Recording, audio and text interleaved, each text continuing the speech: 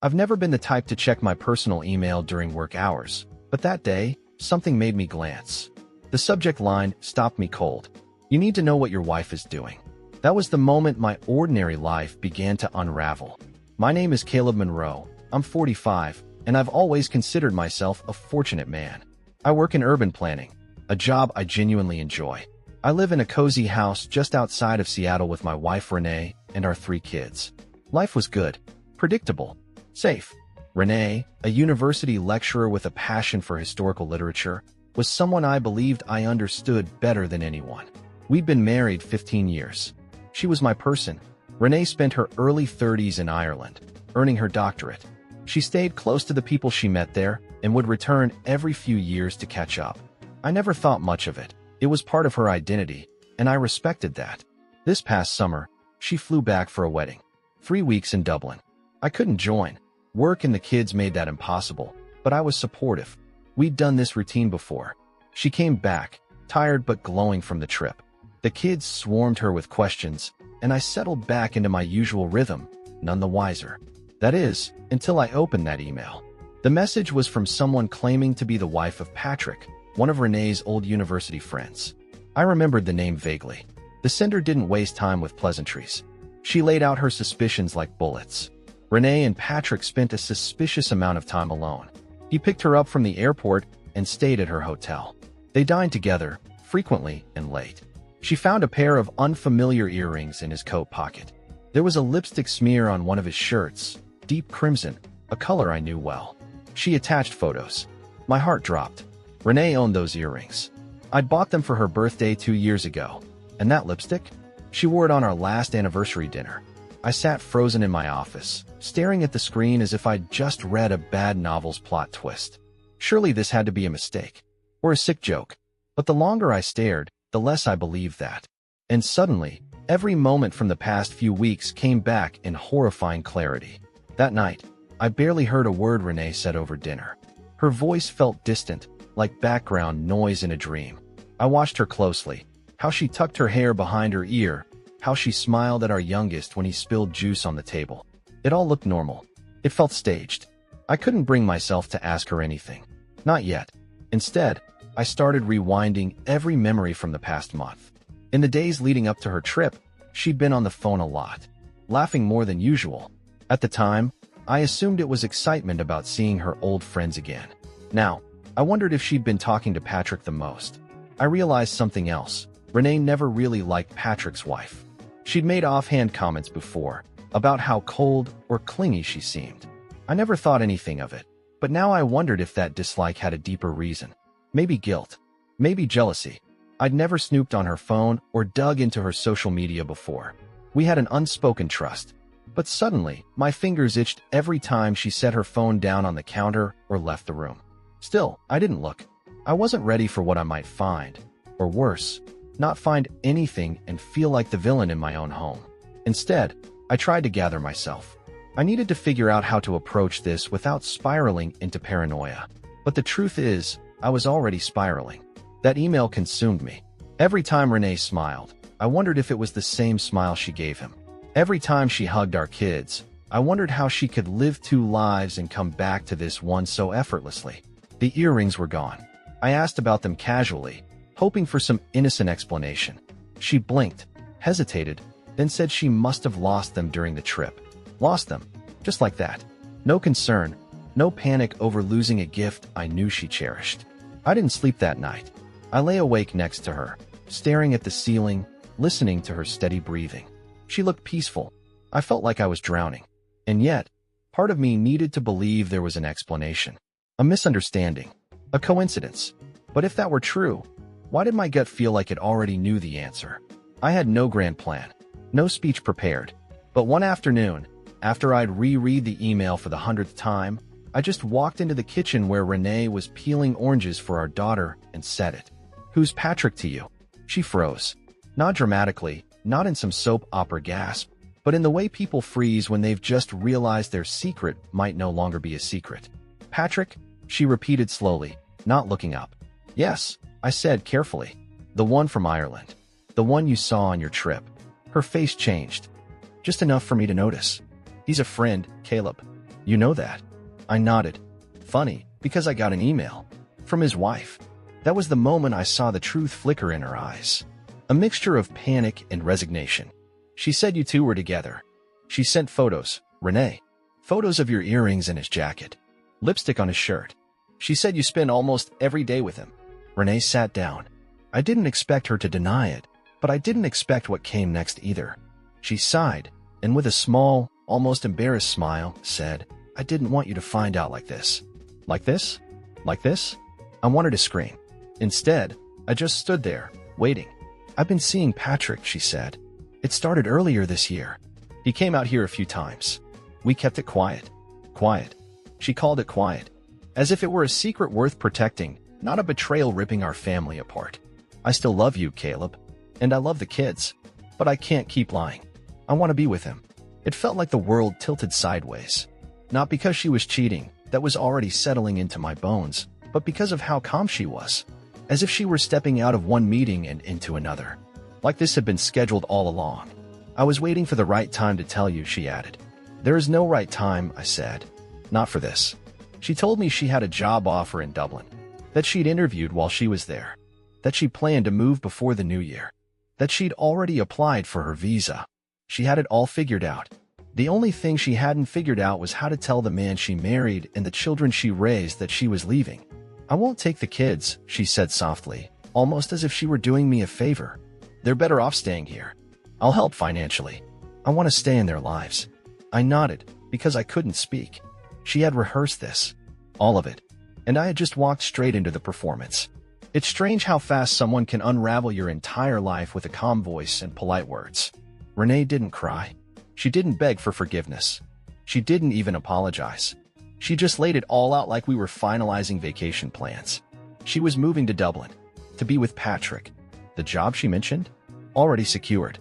The visa? Already submitted. The decision? Already made. I asked how long she'd been planning this. She said a few months. I didn't believe her. People don't pull off entire international relocations in a few months. You don't land a professorship in another country, sort out paperwork, interview in person, and make childcare decisions without meticulous planning. No, this wasn't something that started in spring. This was a long game. I just didn't see the board. She admitted that Patrick had flown out here a few times. Said she met up with him quietly, coffee shops, bookstores, a weekend conference. I remembered those weekends. She said she needed space. I gave it to her. I had no reason not to. She moved out the next day, into a short-term rental, an Airbnb about 20 minutes away. She told the kids it was a temporary situation and that they'd still see her. They didn't understand. Neither did I. I contacted a lawyer the day after she left. Not because I wanted revenge. I just needed someone on my side, someone who could help me make sense of the legal mess unfolding. Renee had already retained hers. Of course she had. She wanted to sell the house and split the proceeds. Said it was fair. Never mind that this was the house we brought our kids home to. Never mind that she was the one leaving. I didn't want to sell. But deep down, I knew I'd lose that fight. And the worst part? Patrick flew in to stay with her. Less than 2 weeks after our confrontation. Just casually walked into the life she'd been building behind my back. They weren't just having an affair. They were building a future. Right under my roof. I wasn't alone in this mess. The woman who sent me that email, the one who cracked everything open, her name was Naomi. Patrick's wife. Soon-to-be ex-wife, actually. We'd exchanged a few messages at first, mostly about logistics. Evidence. Timeline. Small talk born out of shared devastation. Then, when everything started spiraling faster, we spoke on the phone. Her voice trembled when she apologized. I didn't want to be the one to destroy your family, she said. But I couldn't let him keep lying. Not to you. Not to me. I told her the truth. Renee was already gone. She may have been physically present, but emotionally, mentally, she'd left long before that email ever hit my inbox. Naomi confessed that this wasn't the first time Patrick had cheated. It was actually the third. And this time, he wasn't even pretending to feel guilty. He says he's in love with her, she told me. He says it like it justifies everything. She wasn't sure what would happen with her own children. Unlike Renee, Patrick wanted custody. Or rather, he wanted to win. Control. Punishment. It wasn't about the kids, not really. It never had been. Naomi's situation was going to get messy. Custody battles, asset division, emotional warfare. She was bracing for a long, ugly storm. Compared to that, my separation from Renee looked almost civil. She didn't want the kids. She didn't want the house. She just wanted out. Clean break. New life. But that clean break came with a brutal realization. She was willing to walk away from her family without a fight. Not because she didn't care, but because she'd already detached herself from us long ago. The kids asked about her constantly. My youngest, Hazel, cried when her bedtime routine changed. My son, Liam, got quiet. Too quiet. My oldest, Ava, understood more than she let on. She didn't say much, but the look in her eyes told me she knew something was broken. I hated Renee more for what she did to them than for what she did to me. I could handle heartbreak. I couldn't handle watching my children learn that the person they trusted most could just leave. Every corner of the house had Renee's shadow in it. The perfume that still lingered in the hallway. Her coffee mug, forgotten on a shelf. The jacket she left behind in the front closet, still smelling like her shampoo. I thought I could box it all up and move on, but grief doesn't work like that. It's not neat. It's not patient. It finds you in the smallest, dumbest moments, like folding laundry or pouring cereal. The kids were struggling more than it let on. Hazel had stopped asking when mommy's coming back and started asking why mommy left. Liam asked me if it was because they were too loud. I told him no. But what could I really say? The truth didn't fit in a bedtime story. Ava, my quietest child, started sleeping in my bed again. She used to crawl in when she had nightmares. Now she just lay beside me, eyes open, silently staring at the ceiling. That silence? It was worse than crying. I tried to keep things normal, meals at the table, movie nights, homework supervision. But the effort felt like stitching up a ship already halfway sunk. That's when my family stepped in. My brother and his wife drove up from Portland with bags of food and gifts for the kids.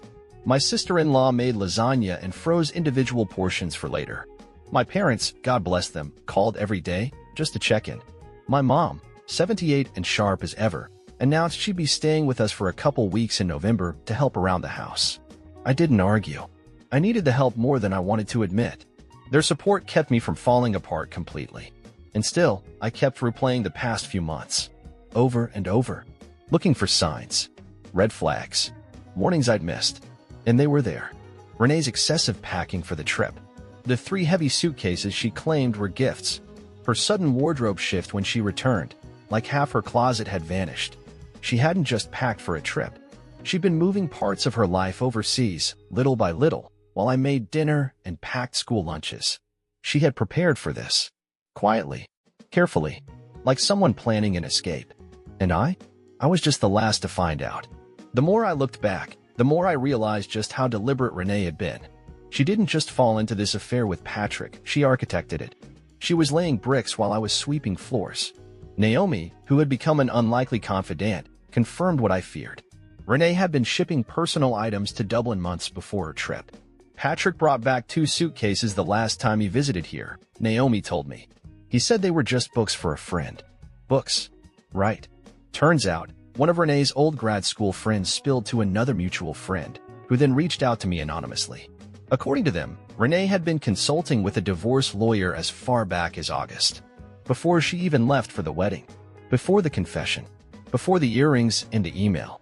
I was married to someone who had been slowly removing herself from our life while pretending to still be present. Even her job interview in Dublin? That wasn't spontaneous. It had been scheduled well in advance. She'd applied long before her trip. She had documents prepared, references lined up. She had even taken our SUV, registered in both our names, and had it appraised without telling me. Renee wasn't leaving. She was relocating. Big difference. I started seeing it all clearly now.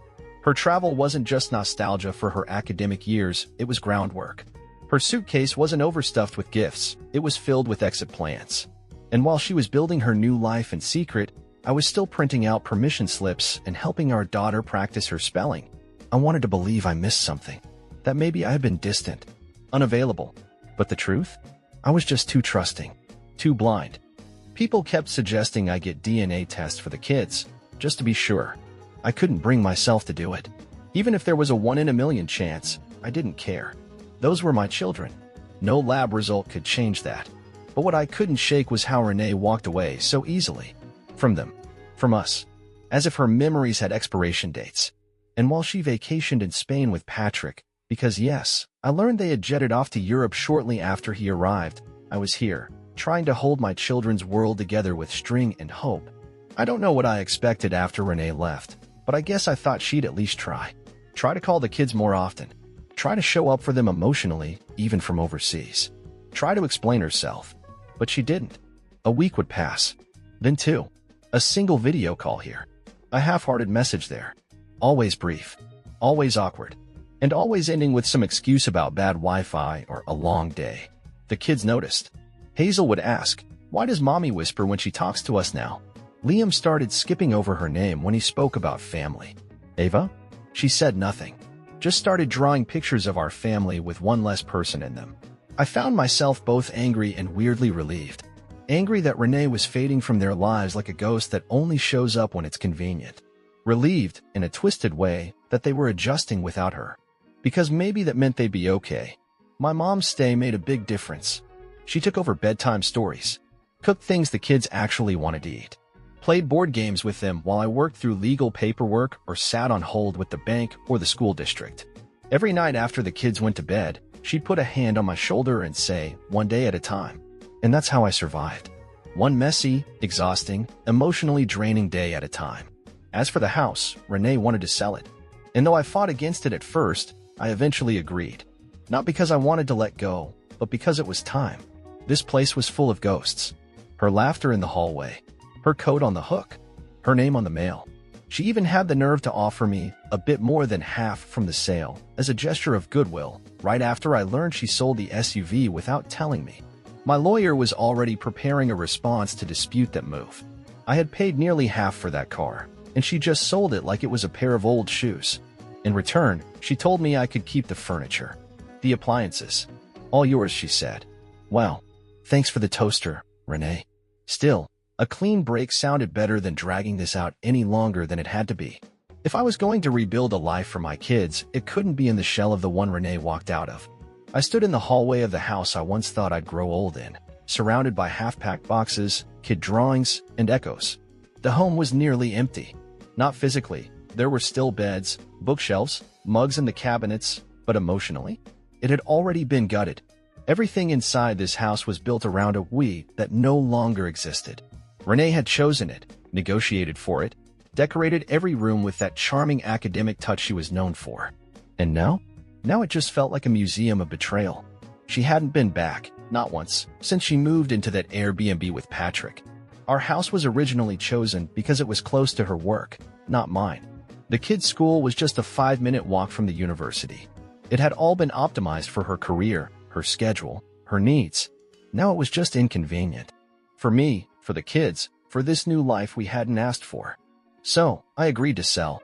The realtor came by, did the walkthrough, and gently suggested we stage the house to neutralize the personality. I almost laughed. What personality? It had already been stripped from the walls the moment Renee boarded that plane. Meanwhile, communication with her had gone from infrequent to nearly non-existent. She didn't even tell me she was heading off on a vacation through Europe with Patrick. I had to hear about it from Naomi.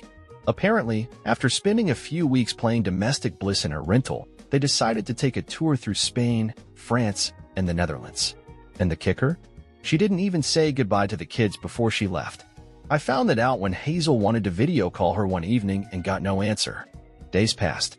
Still nothing. When she finally responded, it was with a single message.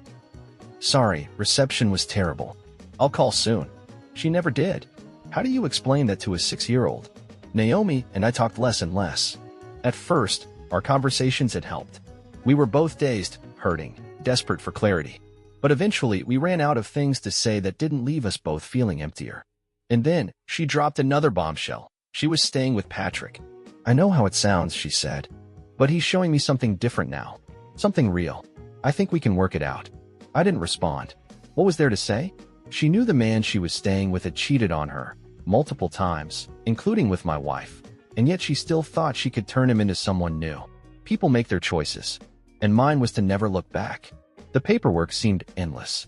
Every day brought new documents to sign, new financial disclosures to comb through, new forms to authorize. My lawyer assured me this was all standard, but nothing about dividing your life into legal line items feels standard. Renee had become a name on forms. A list of assets. A percentage. It was surreal. Just months ago, she was kissing our kids goodnight and asking me to pick up almond milk on the way home. Now she was negotiating which holidays she'd like to see them on and how much she could contribute to their enrichment. She asked for structured visitation, summers and winter breaks, with virtual calls every few weeks. The court would likely grant it. I didn't argue. The less I fought, the more agreeable she became. She just wanted things finalized, tied up with a bow. She had her new life waiting for her in Dublin. After all, the SUV sale was still in dispute. My lawyer believed I had a strong case, since I contributed significantly to the down payment, and she sold it prematurely without my knowledge. We'd probably recover something in the final settlement. As part of our negotiations, she graciously let me keep all the furniture and appliances. I wasn't sure whether to laugh or scream. The couch? The blender? The lamp she picked out while holding my hand in that overpriced home goods store? Sure, keep them. I'd already lost the only thing I ever really wanted to hold on to, my family. I spent more than I should have replacing my old sedan with a larger car. Something to make shuttling 3 kids around easier. Something that wasn't stained by her memories. The kids were adjusting, but unevenly. Hazel still asked too many questions. Liam pretended like nothing had happened, but had started wetting the bed again.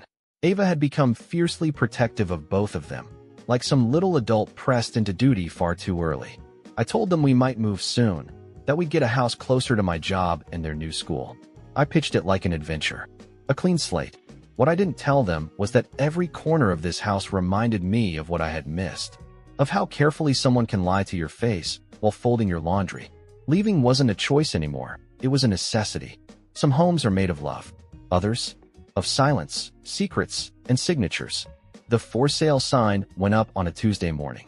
It rained that afternoon, soaking the wooden post and making the letters run slightly, like even the house was crying about the whole thing.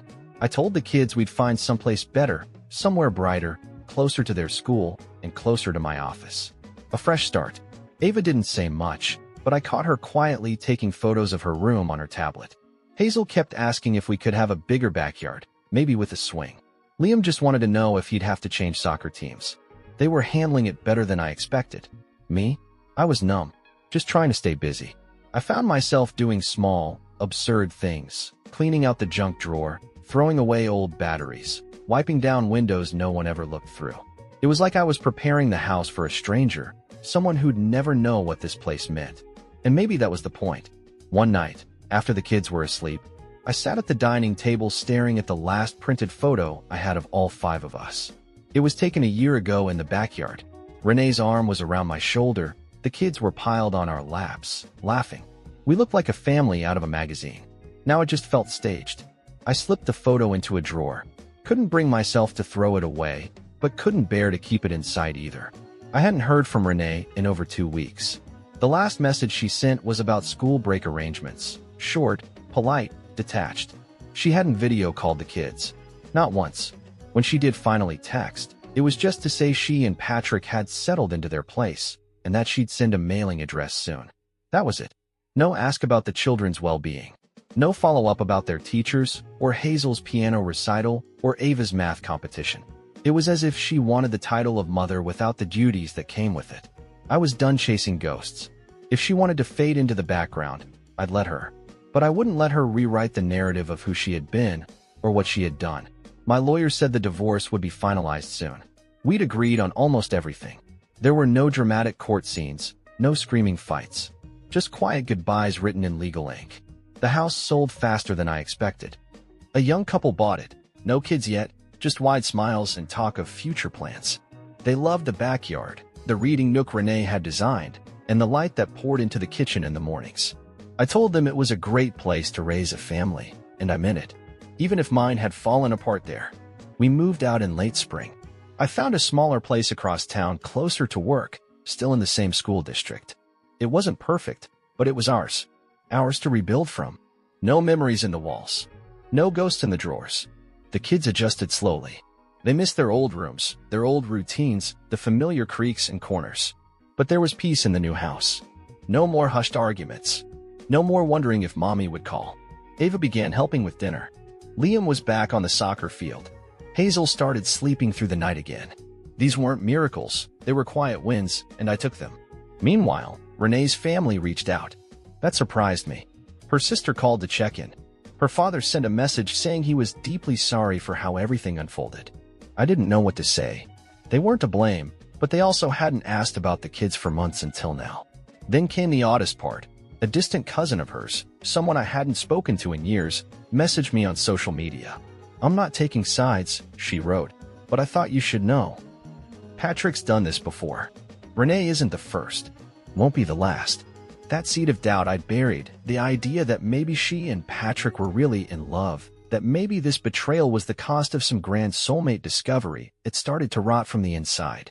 I didn't respond, but I didn't delete the message either. Because as much as I wanted to forget Renee, part of me wanted to understand her. Not to forgive, not anymore, but to fully see the person behind the lies. And the more I learned, the clearer the picture became. Patrick wasn't just a mistake. He was a pattern. And Renee? She had built her escape route on sand. It started with whispers, then screenshots. Naomi sent me a message one night, something short and cryptic. "You might want to see this." Attached were screenshots from a forum, one of those anonymous academic gossip boards where professors vent about each other behind vague usernames. But it wasn't vague enough. Someone had posted about a new faculty hire at Dublin Uni who was caught up in a scandal back in the States involving a married colleague and a rapid divorce. Comments piled on.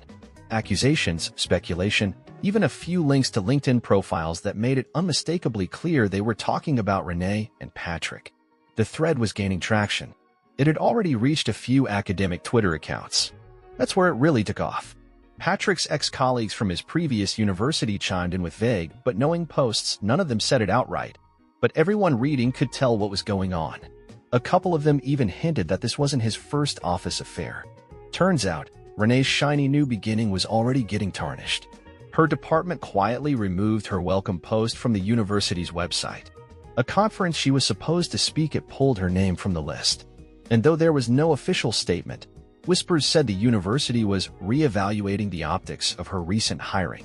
Naomi confirmed that Patrick was under internal review for ethics violations, not for dating Renee now, but for potentially having crossed lines while still married and employed at his last post. The cherry on top? One of Renee's old friends, someone she hadn't bothered to keep in touch with, decided to come clean. She started sharing texts, emails, and voice messages with people online. Nothing illegal, just brutally honest. Things like, "I know I should tell Caleb, but I'm scared he'll take the kids. Patrick says he doesn't want to raise someone else's family. Once I'm gone, it's just easier for everyone if I cut contact." Her words. In writing. Circulating. She had been trying to erase us. Neatly. Quietly. But the internet doesn't forget. I didn't have to expose her. She was doing a fine job exposing herself. And for once, I felt something that wasn't rage or sorrow. I felt power. Let me know when you're ready for the final chapter, Part 15, The Revenge. I could have gone public. Posted every email, every screenshot, every message Renee had sent me over the years that now read like lines from a play she never intended to finish. But I didn't. That's not the kind of revenge I wanted. Public shame is temporary, but private consequences? Those linger. So instead, I waited. Quietly. Methodically. Renee had left more than just memories behind. She left a trail. Documents. Shared accounts. Unfinished business. And thanks to her arrogance, she also made one critical mistake. She used joint marital funds for her personal relocation expenses. Flights to Dublin. Hotel bills during her interview. Even a few charges from a jewelry store in Amsterdam, likely for Patrick. She thought I wouldn't notice. But I did. And my lawyer noticed too. We compiled everything. Every dollar that came from our joint account and funded her affair. Every withdrawal disguised as professional development.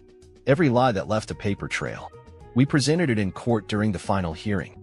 The judge didn't bat an eye before granting me a larger share of the marital assets, significantly larger. She had tried to walk away clean. Instead, she walked away with a bill. But I wasn't done. I knew from Naomi that Renee still hadn't told her university the full truth about her separation. They thought she and Patrick had met after their respective divorces. A clean, ethical relationship. So I drafted an anonymous letter. Attached a carefully worded timeline. Included exact dates. just enough to raise flags without sounding vindictive.